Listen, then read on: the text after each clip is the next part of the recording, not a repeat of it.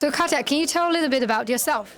Yeah, so my name is Katja and I work here at MINC as a coach, coaching the early stage startups, helping them on their first journey of entrepreneurship. And why do you think having more women in the community, in the tech community, is important? I mean, I always think that diversity is important, but as soon as there is lack of something, I think we should, as a supportive system, help to improve the situation for, like we're talking now, female funders to also raise their voice and also have equality in the matter of doing business and having a company. So I think it's the equality that we're looking for. And also, I mean, here at MINC, just the other day, I was talking to the startups at the table, and they were all men. So I was asking, where are all the women? So we're all always looking for that inclusive environment, and also that there can be a lot to be learned from each other. My name is Colleen. I am German. I moved to Sweden 2.5 years ago to do my master's in urban studies, and I'm currently building my own company about sustainable condoms. And what are some of the challenges you have right now? The challenges I'm facing right now is definitely funding and money to continue with developing the idea, and also then ordering prototypes, developing the prototypes, and then setting up a website. There's so much money involved in everything, so money is definitely one of the big challenges at the moment. And how did you come up with the idea in the first place? I came up with the idea when I moved to Sweden and figured out that the numbers of STDs as well as abortions are insanely high here in Sweden. And I looked more into the problem, figured out that they're actually highest in whole Western Europe. And as my biggest motivation is that I want to do something meaningful with my work and have a positive impact on the world environment and the people themselves, it was just natural for me to do fair and sustainable condoms for the Swedish market. Why do you think women in entrepreneurship is important for the community? I think because there are still too little amount of women in really entrepreneurs, and I think we are such awesome human beings, and there's so much power behind females, and I think we should rather cooperate than kind of like see each other as competitors, and I think we can really benefit from working together and collaboration than competition.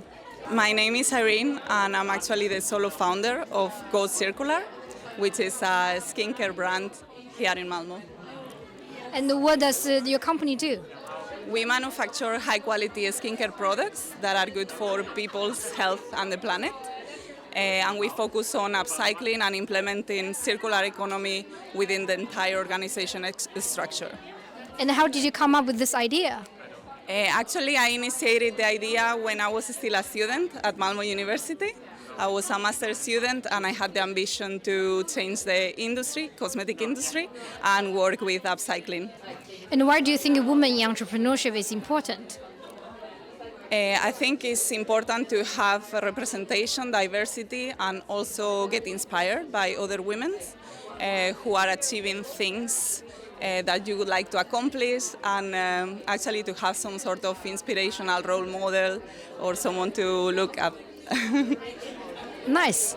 Thank you. Karina Gunnarsdotter, and I have my own company called Changing Perspective, where I work as a coach, a trainer, consultant, facilitator, helping to build a brave, compassionate, and sustainable world from inside and out. Why do you think a women in entrepreneurship project is important for the community? Because I think diversity is important for the community. I think for our planet as a whole, and we need more women. We need more another perspective on doing business and how we build a successful society and how we live together. And I think that women in business is extremely important in building that. So can you tell us a little bit about yourself? Yes, so I'm Fleur, and this is Maxime. Nice to meet you. And we are currently studying in Lund at the Lund University. We are doing the Master of Science, Entrepreneurship and Innovation. And currently we are also working on our business idea. We are currently working on an idea that bridges the gap between the hotel industry and the technology of blockchain, where we want to improve the loyalty and reward systems that hotels offer to their hotel guests to make it more transparent and more personalized for the guest instead of only earning points.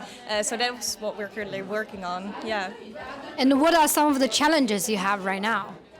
Well, some of the challenges are that we have the backgrounds in the hospitality industry, but we don't have the backgrounds in the technical part of the whole idea.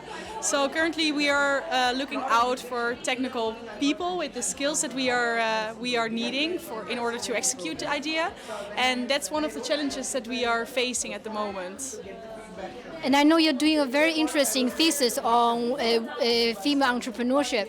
Can you tell us a little bit more about that? Yeah, for sure.